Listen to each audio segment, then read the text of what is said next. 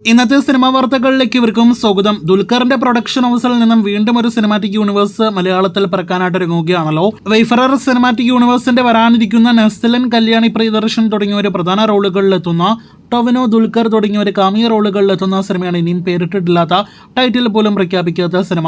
ഇപ്പോഴത്തെ ഈ സിനിമയുടെ പ്രഖ്യാപനം വരാനായിട്ടിരിക്കുന്നു.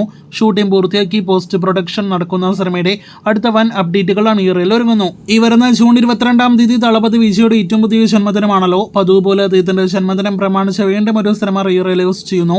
അത് മെർസൽ എന്ന സിനിമയാണ്. ജൂൺ 20-ന് സിനിമ തിയേറ്ററുകളിലേക്ക് എത്തും. വ്യസന സമേതം ബന്ധുമിത്രാദികൾ മലയാളത്തിൽ നിന്ന് വരാനിരിക്കുന്ന അടുത്ത സിനിമയാണ്. ജൂൺ 13-ന് സിനിമ തിയേറ്ററുകളിലേക്ക് എത്തും. മല്ലിക സുകുമാരൻ, അനുഷര രാജൻ തുടങ്ങിയവർ സിനിമയിൽ അഭിനയിക്കുന്നു. അഡിയോസ് അമിഗോ കഴിഞ്ഞ വർഷം തിയേറ്ററുകളിലേക്ക് എത്തിയ മലയാളം സിനിമയാണല്ലോ. ഏഷ്യാനെറ്റ് ഇപ്പോഴത്തെ സിനിമയുടെ സാറ്റലൈറ്റ് അവകാശം സ്വന്തമാക്കിയിരിക്കുന്നു. ജൂൺ 1-ാം തീയതി ഉച്ചകഴിഞ്ഞ് 3:30-ന് സിനിമ ടിവിയിൽ സംപ്രേഷണം ചെയ്യുന്നതാണ്. വർഷങ്ങൾക്ക് മുന്നേ ഒഫീഷ്യൽ പ്രഖ്യാപനം വന്ന പൃഥ്വിരാജിന്റെ വൈശാഖ് സംവിധാനം ചെയ്യുന്ന സിനിമയാണല്ലോ ഖലീഫ. ഇപ്പോഴത്തെ സിനിമയുടെ ഷൂട്ടിംഗ് അപ്ഡേറ്റ് അങ്ങനെ കാത്തിരിപ്പിനൊടുവിൽ വന്നിരിക്കുകയാണ്.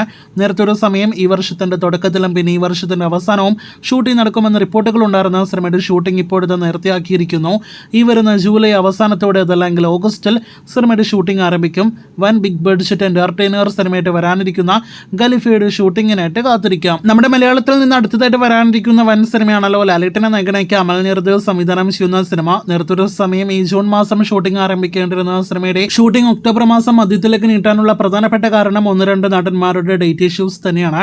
ഇപ്പോഴത്തെ സിനിമയുടെ ക്രൂ അപ്ഡേറ്റ് പുറത്തു വരുമ്പോൾ സിനിമയുടെ സ്ക്രിപ്റ്റ് അമൽ നീരദും വിൻസെന്റ് വടക്കനും ചേർന്നാണ് എന്നും ഡയലോഗ്സ് RJ മുരുകന്റേതാണെന്നും പുതിയ റിപ്പോർട്ട്സ് വന്നിരിക്കുകയാണ്. സിനിമയ്ക്ക് സംഗീതം നൽകുക സുഷിൻ ശ്യാമും സിനിമയുടെ DOP ലിറ്റിൽ സ്വയംഭായിരിക്കുമെന്നാണ് മറ്റൊരു പ്രധാനപ്പെട്ട റിപ്പോർട്ട്.